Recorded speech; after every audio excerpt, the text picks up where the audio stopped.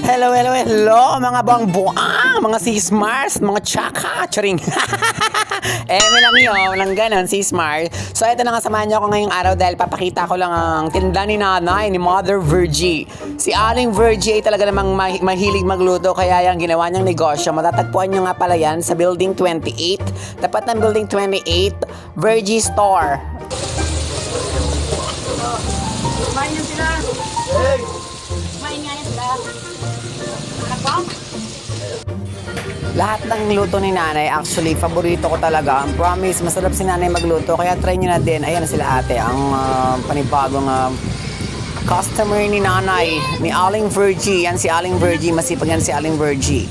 Pagod yan si Aling Virgie sa araw-araw na pamimili. Kaya naman talaga namang buhay na kayo sa tindahan ni Aling Virgie. Nag-promote kung ganun. So ayan na mga sis-mars, na-miss ko na rin ito. Ito yung ulo ng manok, tapos piniprito. Ay, sarap-sarap talaga yan.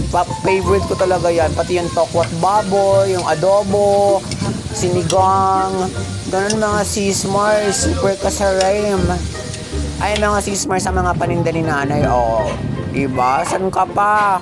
Walang lasang medyas dyan, sis-mars. At pwede pa kayo mag-inuman. Tingnan mo si Baby Lynn. Shout out. Si Anna Rose. Abay, ang happy birthday boy.